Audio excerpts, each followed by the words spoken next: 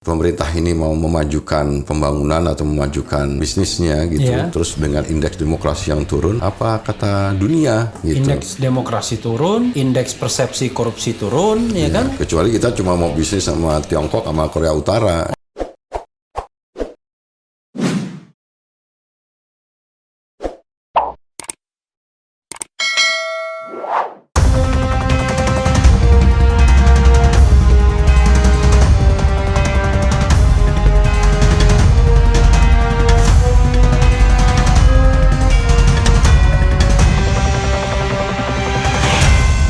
Assalamualaikum warahmatullahi wabarakatuh, Sobat RH sekalian.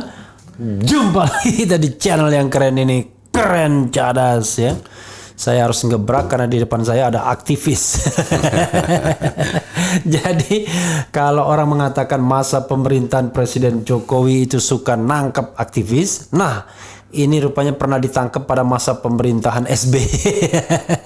Dan sekarang mau geruduk Sentul City ya untuk tanya kepada Gubernur Jawa Barat, ini benar nggak pajaknya Sentul City ini ya? Beliau juga aktif di pedagang pasar dan Dekopin, Dewan Koperasi Indonesia. Beliau adalah Ferry Juliantono. Assalamualaikum warahmatullahi wabarakatuh. Mas Refli. Oke ya. Jadi kita sudah pakai prokes pokoknya. Jadi Mas Ferry, makasih datang ya. Sama-sama. Terima kasih juga. Iya, saya langsung tembak aja. Saya pertama kali mendengar nama Ferry Juliantono. Mas Ferry kelahiran tanggal 27 Juli 67 ya? Iya, benar. Kuda Tuli ya, 27 Juli itu Kuda Tuli ya. Peristiwa 27 Juli 1996. Kerusuhan ya, 96 di markas PDIP ya. Yang melambungkan nama Budiman Sujatmiko. Jadi Mas Ferry, saya terus terang ingat nama Mas Ferry itu pertama kali ketika demo diberitakan ditangkap. Itu pada masa pemerintahan SBY.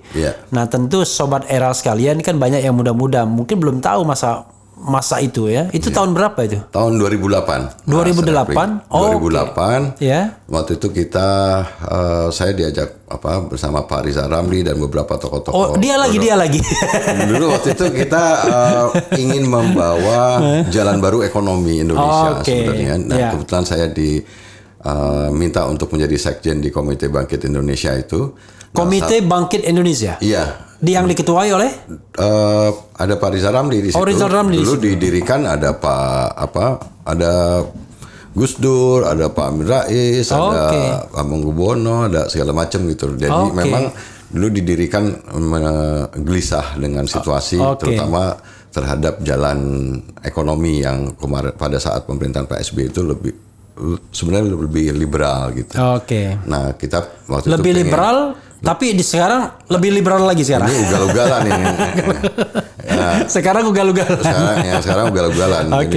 Ideologinya malah nggak jelas. Kalau waktu itu tahun 2008 karena dianggap kita perlu untuk mengembalikan lagi jalan ekonomi bangsa ini, didirikanlah Komite Bangkit Indonesia dan pada proses selanjutnya pada saat itu pemerintah, kalau Mas Refli ingat, Pak SBY pernah naikkan harga BBM sampai dengan 3 kali pada saat itu. Dan itu luar biasa kan? Ya. Luar biasa penolakannya kan? Ya, dan itu terjadi penolakan di mana-mana, bentuknya demonstrasi semua. Bahkan isunya impeachment segala gitu. Macam. Di ujungnya kemudian ada mekanisme voting dan kemudian penggunaan hak angket oleh DPR terhadap itu, dan seluruh fraksi kecuali Partai Demokrat itu mendukung jalanan, artinya mendukung aspirasi rakyat untuk menolak rencana pemerintah untuk menaikkan harga BBM. Tapi waktu voting menang kalau nggak salah. Voting menang, jadi secara politik sebenarnya menang kita. Nah, tapi kemudian besoknya itu kan malam itu terjadi perubuhan pagar DPR itu diwarnai dengan waktu voting kenaikan BBM tuh kalah ya? Pemerintah kalah. Seluruh fraksi fraksi kecuali Partai Demokrat mendukung penolakan terhadap rencana kenaikan BBM dari pemerintah. Nah, cuma demonstrasinya diwarnai dengan ada pembakaran mobil dan lain sebagainya. mungkin pemerintah juga menganggap ini perlu ada sesuatu yang harus dipersalahkan. Kemudian keesokan harinya ada rapat keamanan terbatas. Saya ingat waktu itu Pak Samsir Siregar, Kepala BIN, menyampaikan bahwa yang bertanggung jawab terhadap gejolak atau kerusuhan pada malam voting itu, angket di DPR itu ada namanya inisialnya FJ, dan kemudian nyebut, nah orangnya sedang di Cina. Saya memang pada saat itu sedang berada di Guangzhou menghadiri acara undangan dari All China Youth Federation gitu loh, bersama dengan perwakilan pemuda di Indonesia. Kalau ini kita boleh nih, jadi kita mainkan dulu kopinya. Tambah cerdas ini kalau ini. Jadi di Guangzhou itu saya baca, nonton di internet, saya udah jadi buronan itu. Nggak apa-apa, terus. Jadi buronan, terus kemudian saya mampir. Thank you, makasih. Transit pulang dari Guangzhou, transit di Malaysia, di Kuala Lumpur. Saya kemudian ditahan oleh polisi Malaysia. Kemudian dibawa ke satu ruangan. Saya ternyata di situ sudah ada polisi Indonesia. Jadi langsung dipisahkan oleh penumpang yang lainnya, kemudian dibawa pulang ke Jakarta, langsung dibawa ke Mabes Polri, di rumah tahanan Mabes Polri lah. Saya kemudian ditahan sampai dengan vonis tuh, gitu. Tahan sampai vonisnya berapa lama? Setahun. Nggak, maksudnya ditahan waktu sebelum vonis? Iya, setahun. Oh, jadi setahun itu baru vonis? Iya, vonisnya setahun juga. Jadi begitu vonis habis tuh barang? Habis barang. Nah, itu Pak Badrudin Haiti waktu itu menjadi lebih beruntung dibandingkan Habib Rizik. Direktur. Ya, tapi sebenarnya waktu itu situasinya menurut saya beda ya dengan sekarang. Kalau waktu itu rumah tahanan Mabes Polri juga masih belum direnovasi segala macam gitu, dan ya pengertiannya kan kalau direnovasi itu lebih banyak yang bakal ditahan kan? Ya itu, dan terbukti itu sekarang banyak yang ditahan. Nah jadi memang waktu ditahan itu seperti itu, dan penjara, vonis, dan setelah itu saya keluar. Tidak banding, tidak kasasi ya, karena sudah habis masa tahanan kan? Nggak ada gunanya juga kan? Iya. Gitu. Setelah itu saya menyelesaikan doktor karena itu tahun 2008 itu belum berpartai berarti? Belum. Jadi masih sebagai aktivis? Masih jadi aktivis. Aktivis jalanan pokoknya? Aktivis non partai. Dan kita waktu itu memang predikat aktivis pro demokrasi ini melekat lah. Karena memang sejarah kita sebagai aktivis di kampus Mas Ferry dari Universitas Pajajaran S1-nya. Unpad ya? Akuntansi saya dengar. Iya, akuntansi. Luar biasa, perhitungan politiknya agak ini nih, agak akurat ya. Tapi akuntansi jurusan perhitungan politik.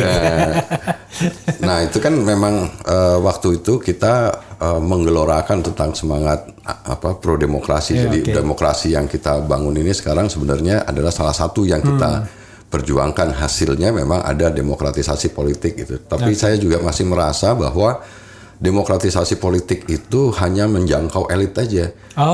Perubahan itu tidak sampai ke akar rumput, bawah, ke masyarakat luas. Ternyata yang sangat berpengaruh terhadap masyarakat luas itu adalah perubahan sistem ekonominya. Tapi sebelum kita ke sana ya, langsung mengarah ke perubahan sistem ekonomi aja. Iya, saya sekarang perubahan politik itu tidak otomatis merubah sistem ekonomi. Tapi kalau tujuannya sistem ekonominya dirubah, perubahan politiknya tapi saya ingin mendalami soal demo tadi ya. Waktu itu tuduhannya apa? Kalau nggak salah pasal 160 penghasutan yang menyebabkan pasal Habib Rizik juga itu. Ya, jadi mungkin undang-undang subversif udah nggak ada ya. Pasal yang paling serius secara politik 160. Ya pasal penghasutan yang dan itu pasal 160 itu 6 tahun karena itu bisa ditahan. 6 tahun. Iya.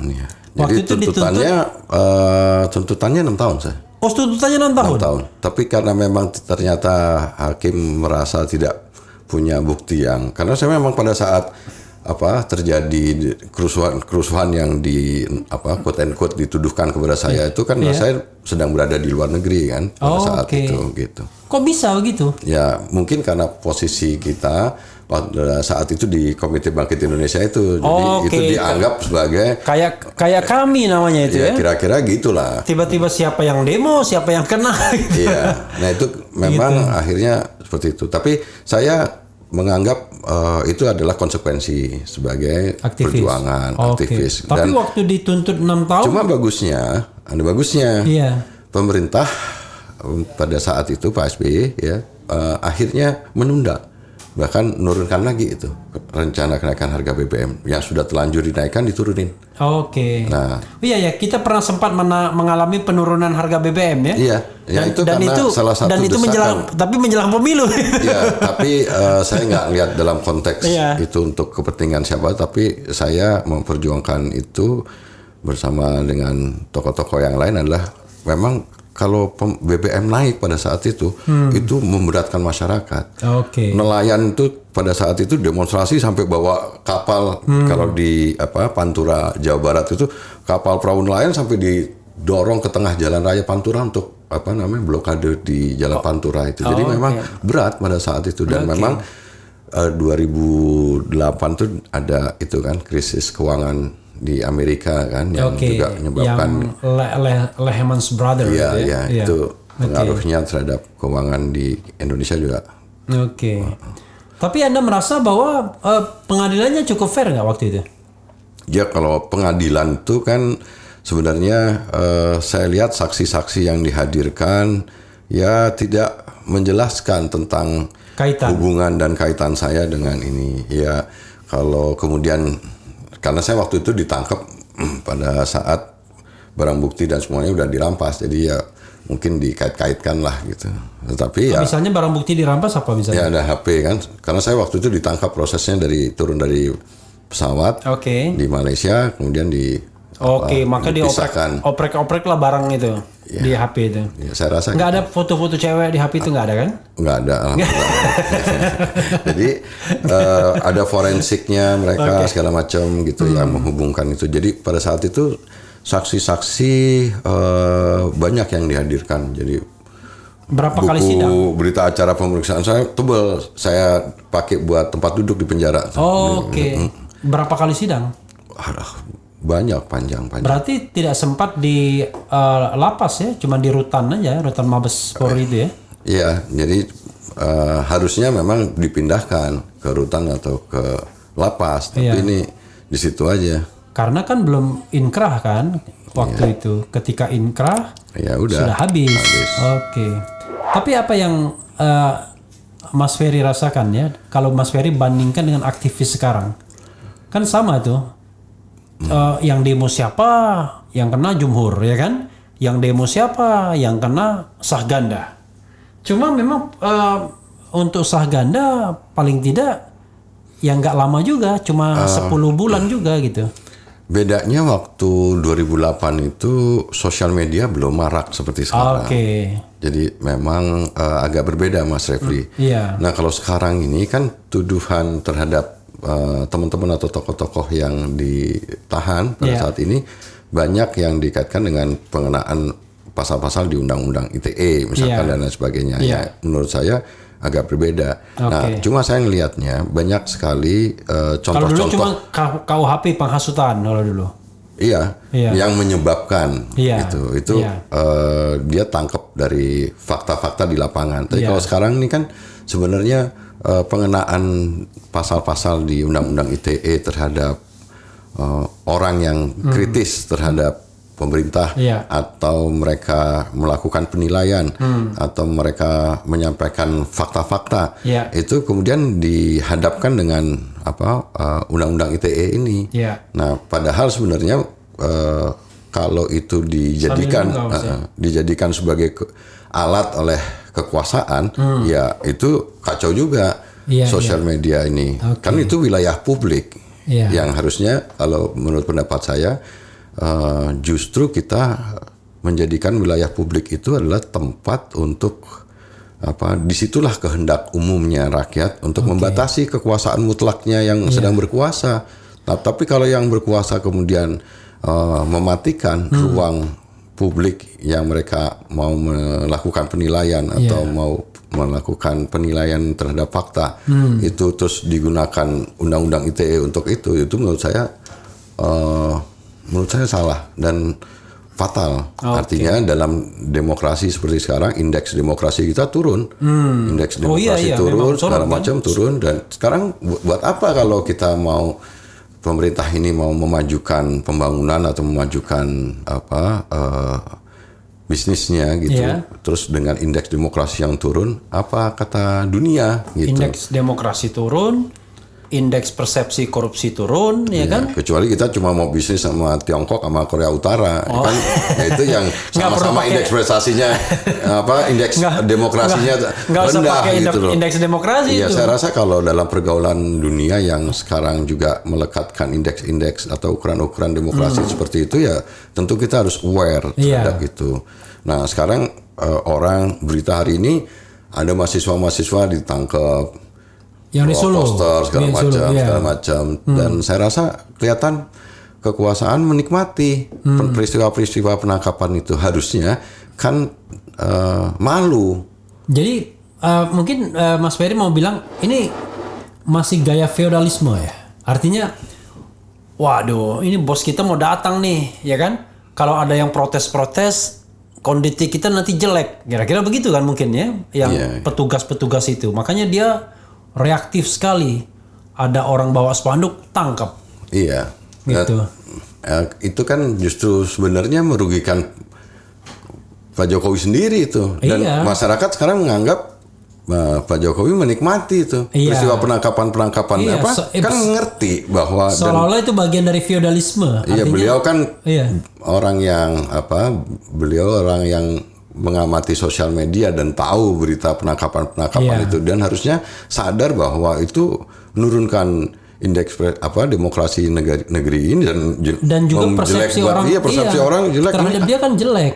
Iya. Padahal kan kenapa dia tidak, kan dia tinggal bilang, perintahkan kepada Kapolri misalnya, tolong saya hanya butuh pengamanan dalam pengertian jangan sampai muncul kerumunan, jangan sampai timbul kerusakan. Tapi kalau orang demo mau protes ya nggak apa-apa, kan harusnya begitu dia ngomong.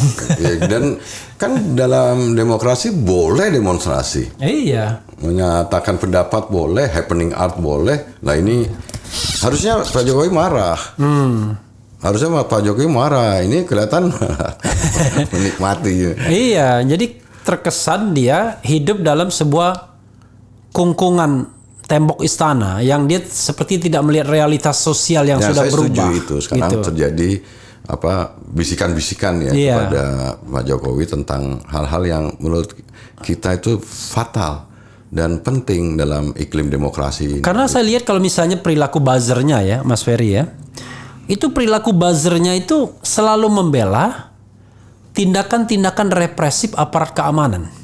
Coba lihat, kan artinya saya membayangkan kalau buzzernya setuju, kakak pembinanya setuju. Ketika kakak pembinanya bisikan presiden, ya kayak begitu juga. Iya, betul. Jadi inline. Dan buzzer ini juga kan front end, tampak depannya. Iya, iya. Untuk yang buzzer-buzzer yang kita kenal itu. Iya. Tapi di back end itu kan ada. Ada robotnya, ada akun-akun bikinan yang menurut saya itu secara sistematis bekerja. Oke. Menurut saya, ya kita kan ngerti, Mas. Iya. Berarti kan tahu bahwa ada front end, ada back end, dan saya meyakini bahwa orang cara kerja yang sangat sistematis itu bekerja di belakang. Oke. Para buzzer-buzzer yang diperlihatkan. Makanya di tampak depannya itu. Buzzernya mungkin nggak banyak, tapi back endnya tuh banyak. Banyak dan ini kelasnya serius ini. Kelasnya serius ya, karena dananya juga nggak tanggung sampai hampir 1 triliun tuh. Menurut bisa ngerti kan cara kerjanya, gitu. Bagaimana akun-akun bikinan, robot dan lain sebagainya. Jadi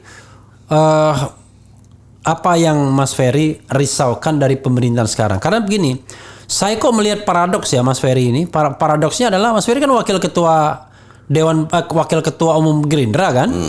Gerindra itu partai kan? Partai lah. Soalnya bukan apa. Ini Gerindra ini kok kayak LSM gitu ya? Gimana sih? Maksudnya posisinya in between. Di satu sisi ikut dalam pemerintahan Presiden Jokowi, 7 itu kan, bukan gang of 4, tapi gang of 7, ya kan, yang 7 partai politik istana kan. Ya. Tapi orang-orangnya kok kritis-kritis tuh. Ada Fadlizon, ada Romo apa?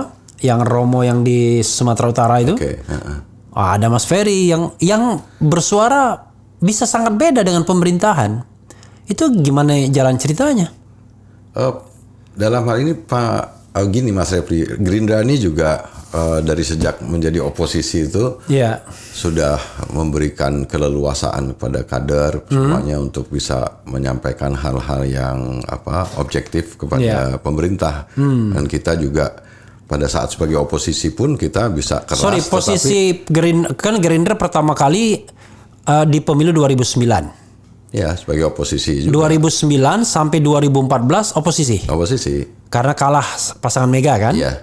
2014 apalagi oposisi. Jadi udah berpengalaman oposisi 10 tahun. Iya. Dan kita terbiasa untuk menyampaikan secara kritis objektif hal-hal yang perlu kita sampaikan kepada penguasa. Termasuk ketika sekarang meskipun Partai Gerindra mendukung pemerintahan, kita perlu menyampaikan sesuatu yang kami anggap perlu untuk disampaikan. Dan saya apalagi dengan latar belakang sebagai aktivis gitu, saya perlu menyampaikan sesuatu yang saya anggap perlu saya sampaikan gitu. Jadi, walaupun Mas Ferry tidak dalam kalau positifnya sevokal Fadlizon itu bagi kita, tapi kalau bagi sana senyinyir Fadlizon. Saya rasa tapi tetap luar biasa juga gitu loh statementnya.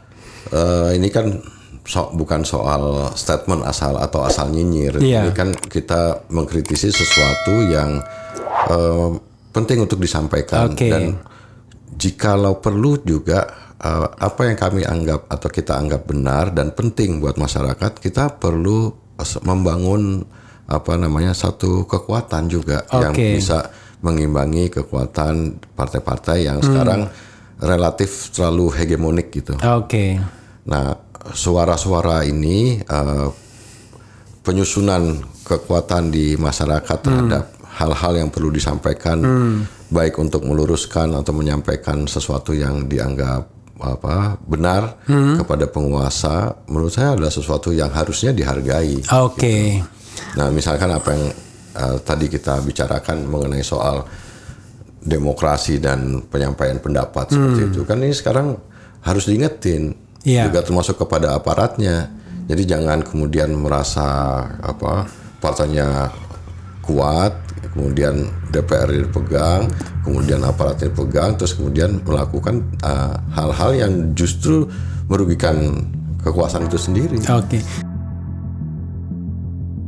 Ya, memang kesannya muncul seperti itu. Nah, inilah sebenarnya juga harus ada kritik juga terhadap kepolisian supaya kemudian harus ingat nggak boleh offside juga.